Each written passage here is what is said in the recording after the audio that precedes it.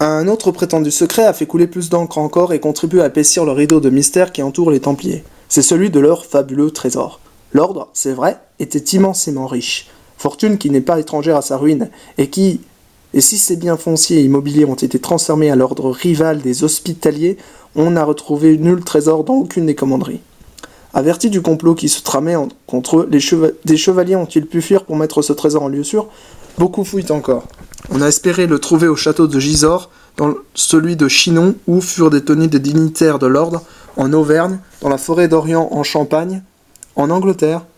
N'est-ce pas le trésor des Templiers que l'abbé Saunière, curé de Rennes-le-Château, devenu soudainement riche, aurait découvert en 1886 ?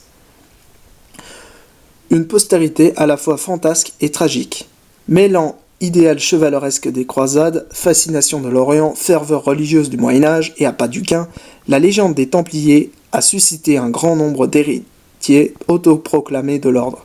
Le plus célèbre est sans doute Bernard Fabré Palapra, un médecin issu d'une loge maçonnique parisienne, lequel fonda une organisation templière et se proclama le 22e grand maître d'un ordre qui aurait, selon lui, traversé les siècles dans la plus grande discrétion, sous l'autorité de personnages aussi célèbres que Bertrand du Guesclin ou le Grand Condé.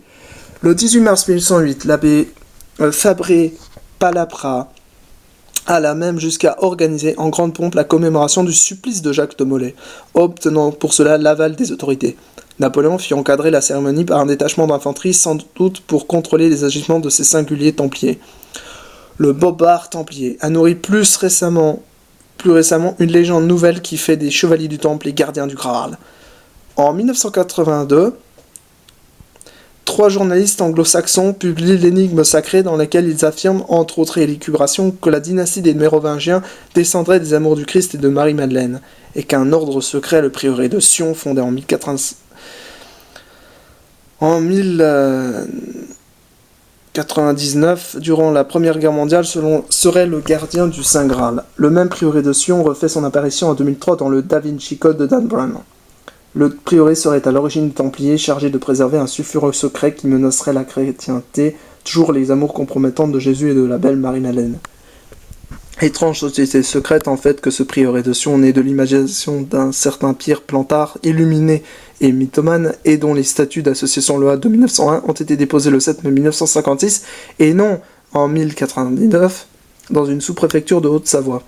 Autour de la légende ou des légendes, les Templiers s'est également constitué un nombre considérable de sectes, dont la plus tristement célèbre reste l'OTS, ou Ordre du Temple Solaire, fondé en 1984 par Joseph Di Mambro et un médecin belge, Luc Jouret.